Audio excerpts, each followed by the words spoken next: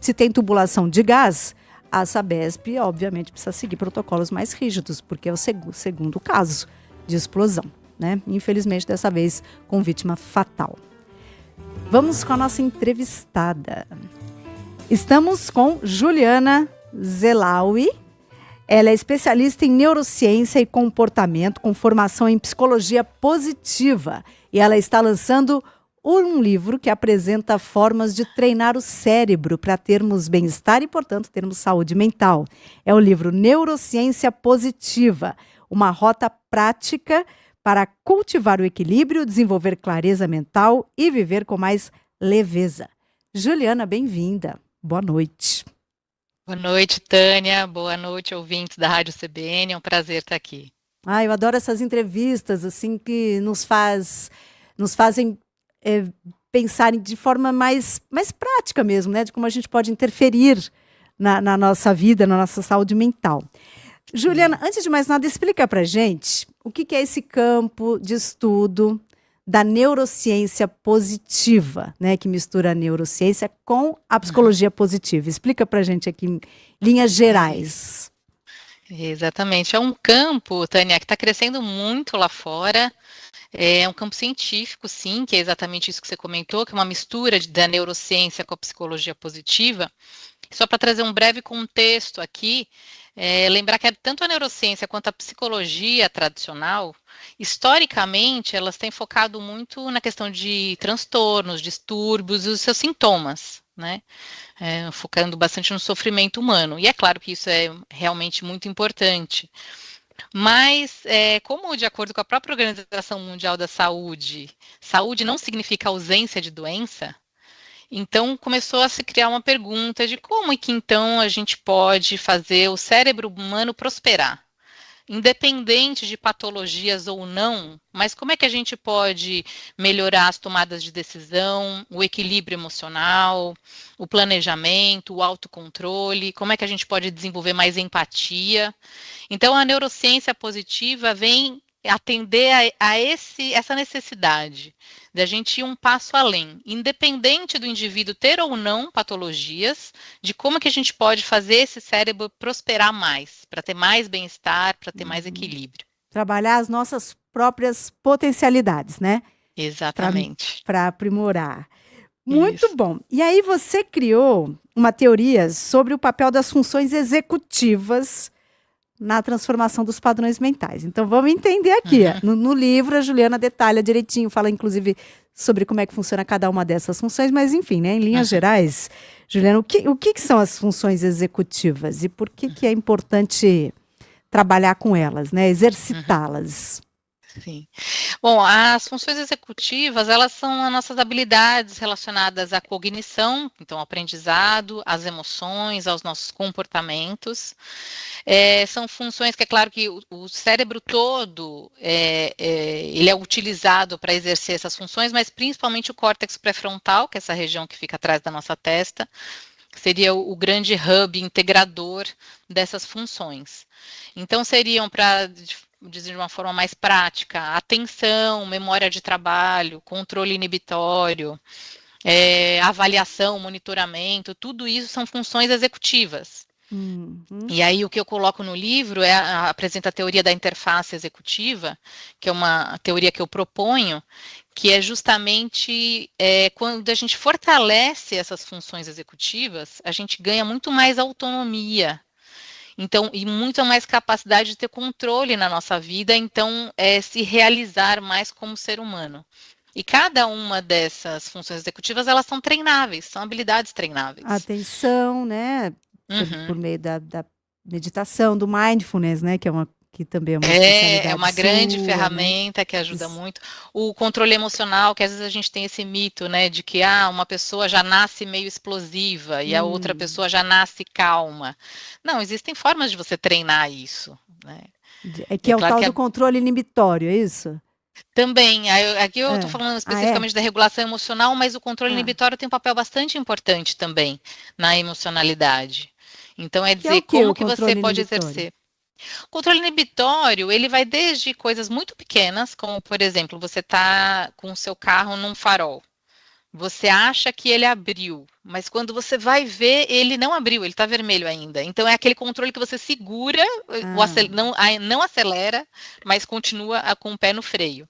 Então, desde ações muito pequenas até ações, por exemplo, numa reunião, alguém fala alguma besteira e você se segura para não dar uma resposta atravessada ou não fazer algum comentário ruim. Então, essa capacidade que a gente tem de se controlar conforme o contexto. Tá. Que tem a ver com o controle emocional, né? Também, sim, também tem a ver com controle emocional, exatamente. Mas o controle emocional é mais amplo que isso. Ele é mais amplo e é muito interessante entender que as nossas emoções a gente não controla. Então a gente tem esse mito que muitas pessoas falam, eu vou ensinar você a controlar as suas emoções.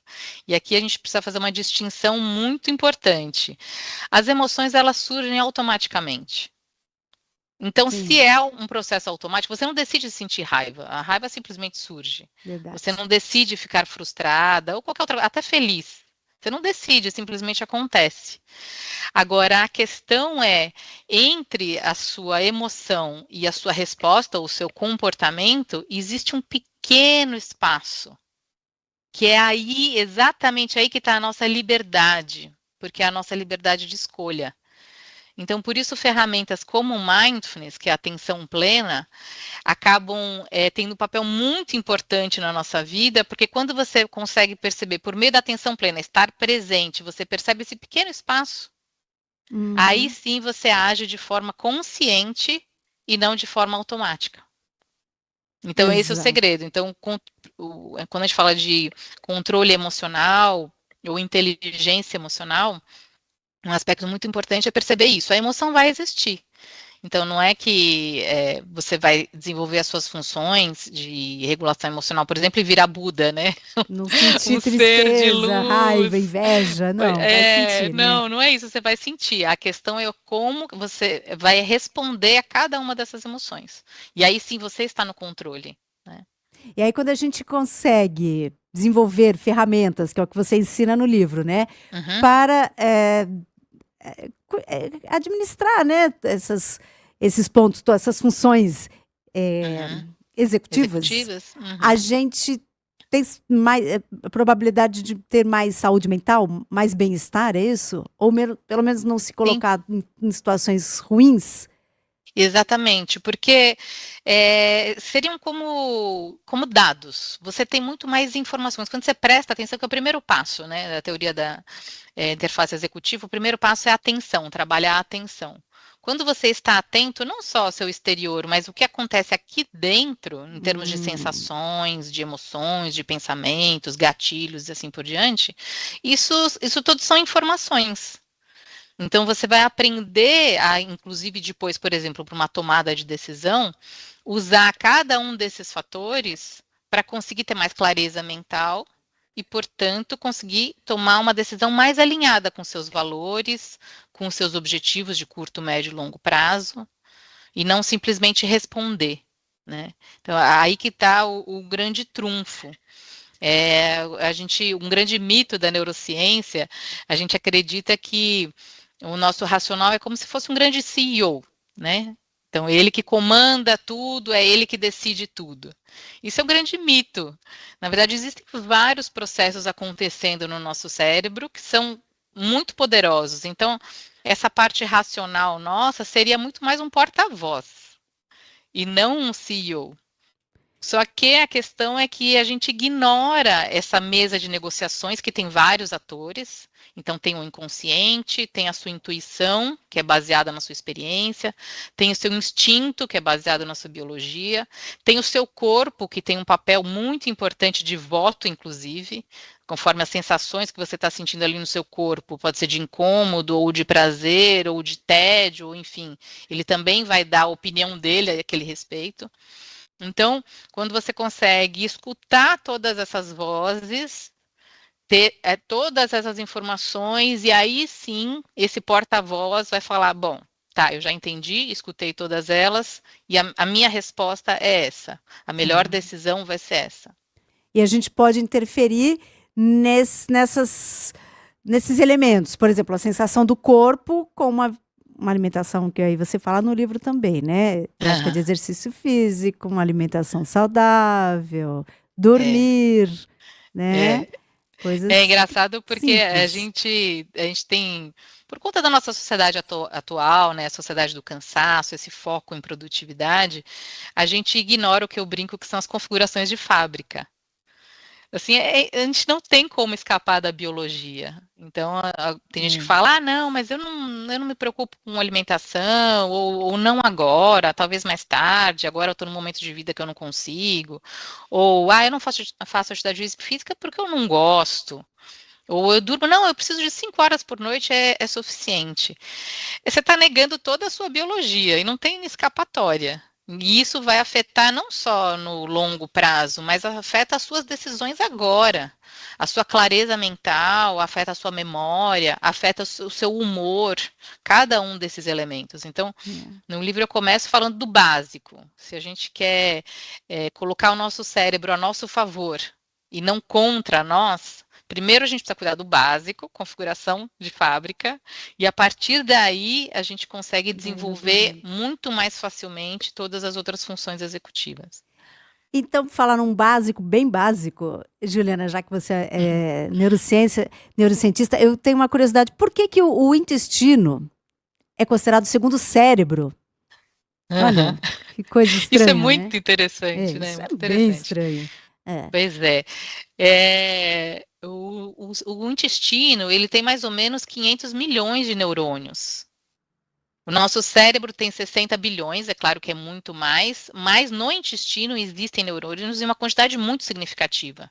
É o segundo cérebro porque não tem nenhum outro lugar do corpo que tenha mais neurônios do que o intestino, o primeiro cérebro e o segundo intestino, né? E eles têm uma comunicação de via direta. O Então, cérebro com o intestino, os exatamente, neurônios. de mão dupla, né?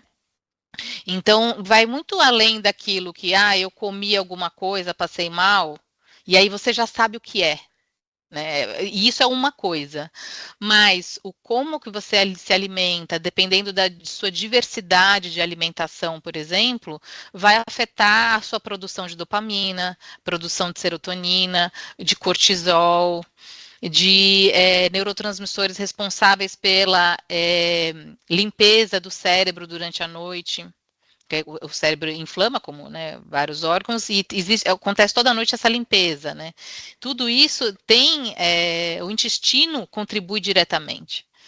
Então, a gente precisa ter um cuidado muito grande, aí, em termos de alimentação, quanto maior a diversidade, claro, natural, melhor, mais rica fica a sua flora intestinal, né? Na verdade, hoje o termo que se usa é microbiota, é o termo mais correto, e ela influencia também no seu humor, na sua memória, na sua clareza mental e todas as funções. Então, por isso que tem essa relação dos dois que é tão importante, não pode ser ignorada.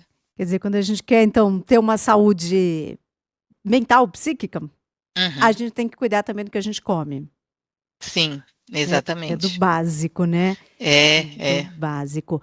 E a gente tem. Bom, mas aí tudo isso que nós estamos falando aqui exclui os transtornos mentais, né? Hum. É outro território, né? Porque uma pessoa Na que tem verdade, não, alguma uma porque. dificuldade em decorrência de um transtorno mental, aí ela vai precisar de outros Hum, recursos. sim, precisa de outros recursos, mas eu, por exemplo, atendo várias pessoas que foram diagnosticadas com transtornos, estão em tratamento.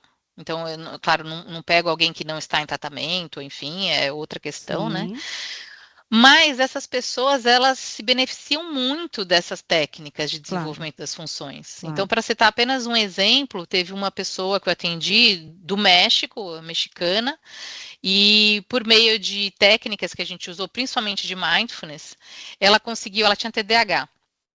Então, e déficit de atenção, bastante significativo. Ela conseguiu melhorar em 80% o Hum, controle atencional dela. Então, assim, é incrível. Ela estava medicada, ela já estava fazendo entendi. várias coisas há anos já, mas ela não conseguia sair daquele ponto. Então, Sim, tá, ok, você já tratou. Agora, como é que a gente pode ir além? Independente do bom. diagnóstico. Então, por isso que a neurociência positiva contribui para qualquer pessoa, tenha transtorno ou não tenha. Não A substitui gente o tratamento de um transtorno, mas acrescenta, ajuda. Exatamente, exatamente. Ajuda a aprimorar, inclusive, a qualidade de vida e o bem-estar daquele indivíduo. E deixa eu ver aqui. Tem uns 3 minutinhos. Dá para te perguntar. Fala-se tanto de mindfulness, né? O que é o mindfulness? O mindfulness, a gente traduz como atenção plena. Ele está bastante associado com práticas meditativas, que é laico, tá? O mindfulness é criado dentro das universidades. Existem vários protocolos de mindfulness no mundo inteiro, né? Geralmente tem duração de 8 semanas ali para você aprender as técnicas, mas depois a ideia é você utilizar aquilo na sua vida. Então, tanto você pode sentar e fazer uma prática formal, que a gente chama, ou tá no seu dia a dia, por exemplo, lavando louça, e aí você está completamente com atenção só naquele momento. Então, sentindo a água, a textura do sabão, e toda vez que a mente divaga, porque vai devagar, é natural que isso ocorra, e também é um processo automático, você só retorna, não, agora eu só vou prestar atenção aqui, nesse momento, o momento presente.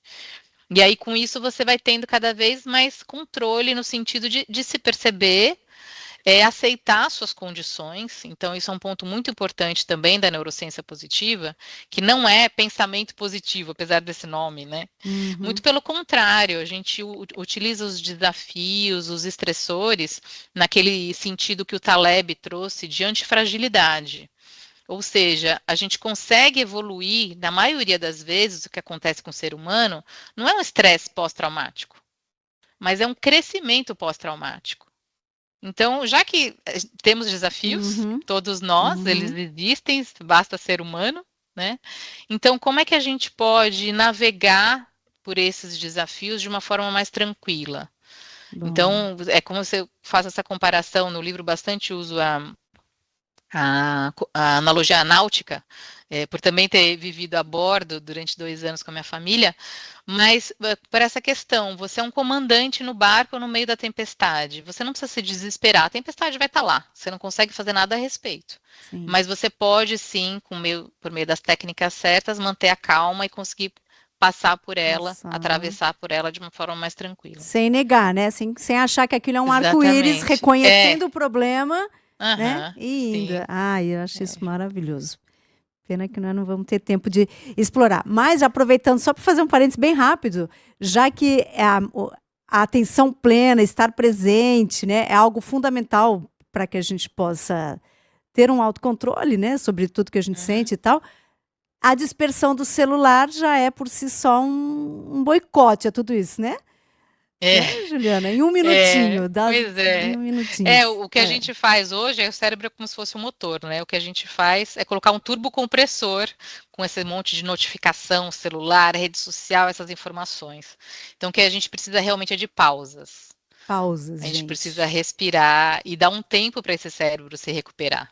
Né? Nós somos seres biológicos, afinal de contas. É isso, muito bom, muito bacana, muito inspirador. Juliana, muito obrigada, viu, pela entrevista. Obrigada a você, Tânia, foi um prazer. Boa noite. Boa noite. A Juliana Zelaui, ela é especialista em neurociência e comportamento, ela tem formação em psicologia positiva e ela está lançando o livro. Tudo isso que nós falamos aqui na entrevista está tudo detalhadinho no livro, né? Tem ali umas dicas de como fazer, né, para conseguir ter assim treinar o cérebro para ter bem-estar, para ter saúde mental.